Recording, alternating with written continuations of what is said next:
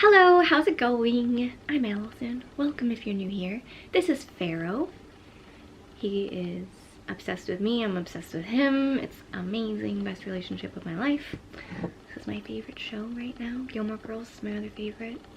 Now that you know me and you know Kitty, we're gonna get into this video that I am so excited to film because although I'm not a professional, and if you disagree with these tips, please, that's what the comment section is for. Share yours. Share your thoughts. But I feel like I've experienced a lot since moving out of my family home. And looking back, these are tips that I would tell myself while I was living in my family home. If I could go back, first thing I would do is just give myself a hug. So please, this isn't one of the tips, but just give yourself a hug right now. Oh my god, you deserve it. You need a hug and some warm love, and you can give it to yourself. It's pretty darn cool. You're gonna love yourself come like 5 years, okay? Even if you don't now. High school is crazy. I don't know if anyone listens to that, but okay. Anyways, getting into the video, the first tip. Pharaoh's not gonna like this. See, he hates it.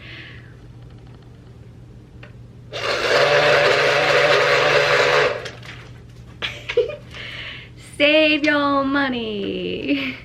Get a job, make money, save money, and move the heck out as soon as possible. Sooner than as soon as possible. Living in your family home, you turn into something that you're not.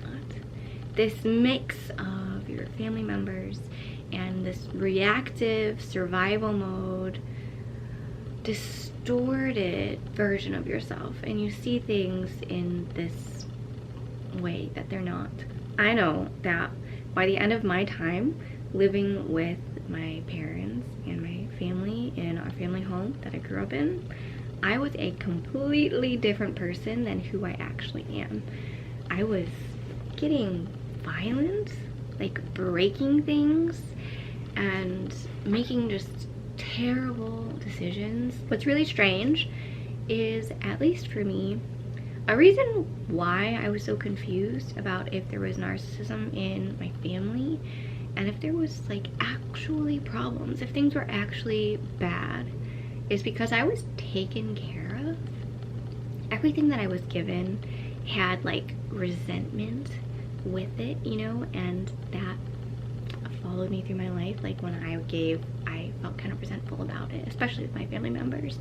And I definitely felt that vice versa. I felt guilty for being taken care of, but I technically was. Like I was provided for my basic needs. I had a shelter, that's what we're talking about here. I had food, I had clothes, my parents paid for bills that I had. Anything like extra, though, like finances were just strange. I paid for my hobby, dance, as much as I could, and I was just kind of exhausted, and so I felt like I was provided for, but at the same time like working so hard and not really like making enough money to like save up and move out, you know, and I was like exhausted. So like mentally I didn't have the resources to do that, and I didn't have the clarity and like the guidance to be able to understand that that's exactly what I needed. I didn't realize that I needed to move out, and I did not really prioritize moving out as much as I should have. And I know that in high school there's a lot of peer pressure, and even into your 20s there's a lot of peer pressure to do what your friends are doing, either like have the same clothes and like the coolest clothes, or go out and like spend money on food with your friends or drinks with your friends. But you really gotta realize that that can all happen later. Hey, maybe simultaneously, but your number one priority is to save money so that you can move out. And the last thing that I'll say that maybe people won't agree with is that you're probably ready before you think you're ready.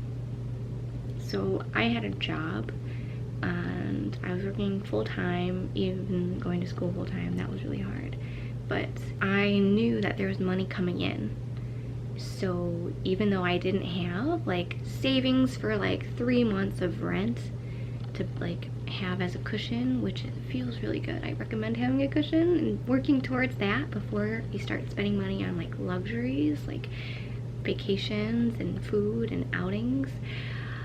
I had enough money for a security deposit to rent a house with friends and rent for that month, and that was enough. And I knew that I would make enough money this month to pay for next month's rent and food and gas and my phone bill, and that's like all I needed. So like just know that there's money coming in and do what you gotta do to move out. That was long-winded, but I can't stress it enough how important it is to move out of the house. And if you need any advice, there's resources available to you, which I'm going to get into next. Moving on to the second tip, step out of isolation. You are not alone. I am here in this with you. What really made me realize that I'm not alone is going to an adult child of alcoholics meeting. It's not just for children of alcoholics, it's for children of all sorts of dysfunction. And reading the laundry list and being like, that is me. Like, wow, that is what I'm struggling with. And what's cool is also reading the promises and being like, oh, okay, that's what I'm working for. And literally, it's like, there's hundreds of thousands of other people out there who have grown up in difficult situations. Hell, no one had it easy, but who grew up in such a way that made them feel those ways and have these struggles that you feel in your heart. And while, you know, I feel bad that there's so many of us, it's also comforting to know that we're not alone, and I'm here for you. Let's talk about it. And there's so many other people watching this video in this journey on the planet, and even though we're not all like openly talking about it, there's people around you that are experiencing that. So I recommend opening up to your friends, to your family members, your extended family members, because they likely know what's going on. It's just not talked about. I recommend opening up to people at meetings, at support groups. There's support groups for everything, for chronic illnesses, for becoming a parent, a single parent, for adult children, for codependents, for alcoholics.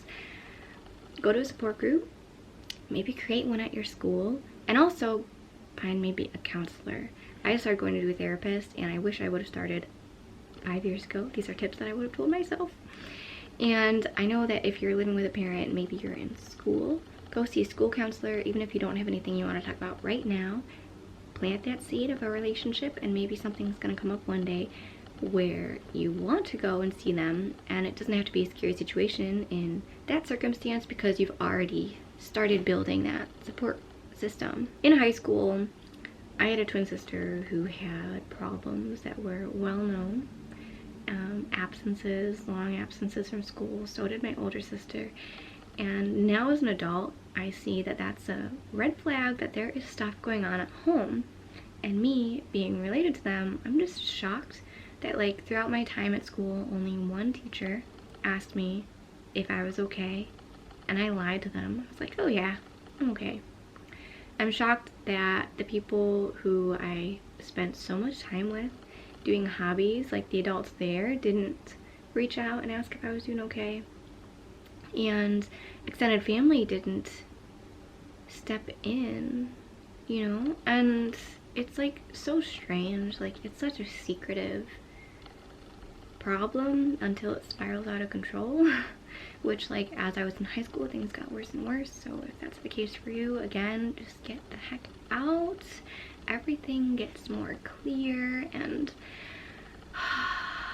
you know, even if it doesn't get easier, like with space, you have space to just breathe a little bit easier, and like withdraw if you must. But I'm talking about not withdrawing, it's stepping out of isolation and talking about it.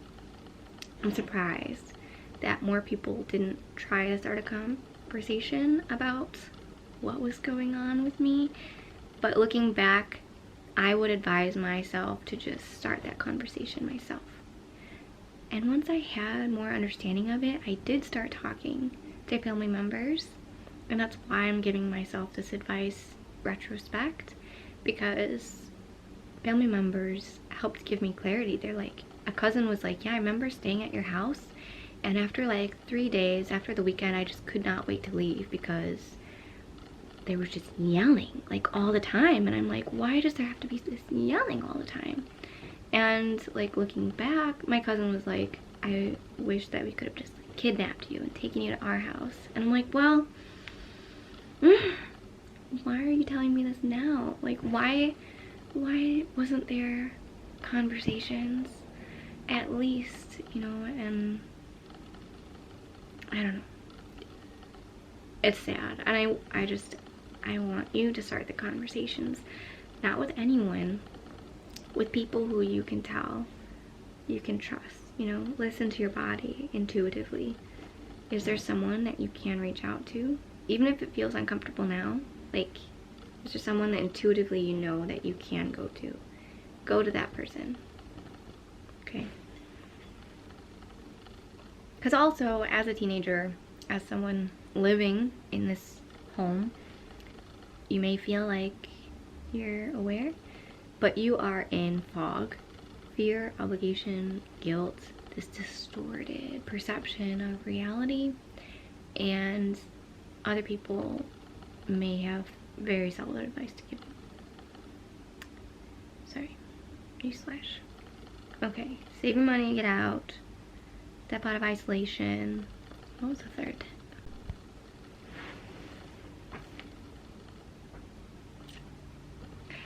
Growing up, if you had an animal, it's likely that they were the only source of unconditional love that you experienced. And so I personally have this like crazy bond with my kitty Pharaoh, and if you do too, embrace it and learn love through like respecting what they want, and you know, realizing that they have such a sense about you. They can sense like how you're feeling and how your energy is when you interact with them, and sense them too and give them love, just overflowing. Learn from your relationships with your animals. And if you don't have an animal, get one. Rescue one. They need homes. If you get a home and you can afford a pet, I highly recommend it. Not one of my tips, just a random thought for you. Okay, moving on. A third tip is to recognize if you are feeling love starved and realize the repercussions that could have on your relationships and your life.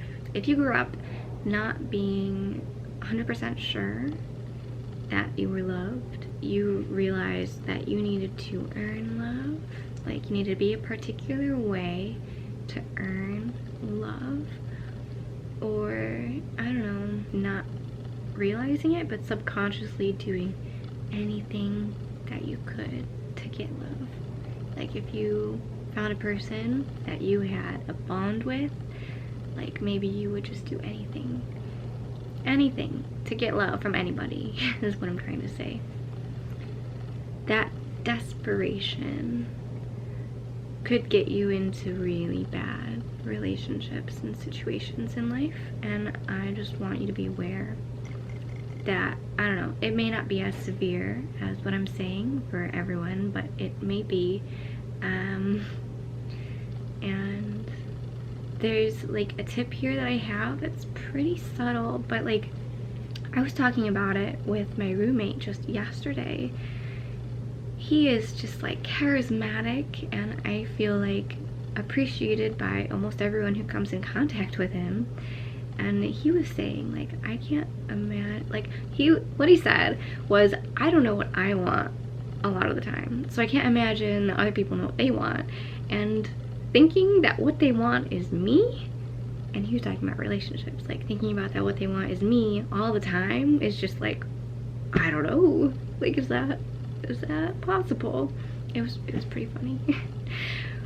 Not funny, but like, I mean, we all feel that way. We all question if people, like, if we're loved, if people think that we're cool, you know, if we're cared for. And I did not feel cared for by the time I hit rock bottom, when I was still not living in my family house, but like my parents had finally gotten a divorce. Finally gotten a divorce, and I went to live with my dad, and I hit rock bottom. Lost all my friends, almost. And was just very distant from friends that I still do have that, you know, I don't know. I was not feeling loved, and I heard on a podcast by Yoga Girl her say the affirmation that she started telling herself was, I am cared for. I am cared for. I am cared for. And I'm like, ooh, I need to hear that. Like, I just don't know that that's true for me. And so I started telling it to myself, and I swear it sounds so woo-woo, like affirmations, they'll change your life, but I literally believe it now.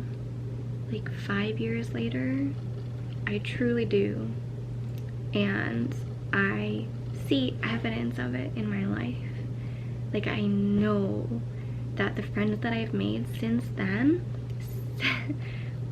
really do care about me, and I care so much about them, and it's just beautiful. It's the most, like, I get goosebumps, and like, I'm feeling emotional these days. I could cry talking about it, but it's the most beautiful thing in life, feeling loved and loving people the way that, like, I experience love now. It's just different than anything I experienced living in my home growing up, and it's possible. It's so possible. And I just want you to start telling that to yourself, like, that you're loved. Plant that little seed and watch it grow. Look for evidence of it in your life, and be open to it, okay? And another affirmation that I'm starting to tell myself is that oh my god, I just spit. Another affirmation that I'm starting to tell myself lately is that my family is cared for, because a big hole I have in my heart is growing up not feeling like my family was okay, and still not feeling like my family's okay. And like, how can I be okay if they're not okay? And I'm just starting to realize that they are taken care of, and they are cared for, and that isn't just by other people, but by, like, the universe, by your higher power. There's something caring for us. Plant that seed too. This is getting a little woo-woo, but go from love-starved to cared for. Love-starved to cared for. Know that it's possible, and get out of the family house, because our families have a hard time showing us that love. You know, there's judgment and projection and self-centeredness getting in the way, and just history. There's a lot of history. So get out the house and feel the love. Tip number 3. Okay, tip number 4. What is tip number 4?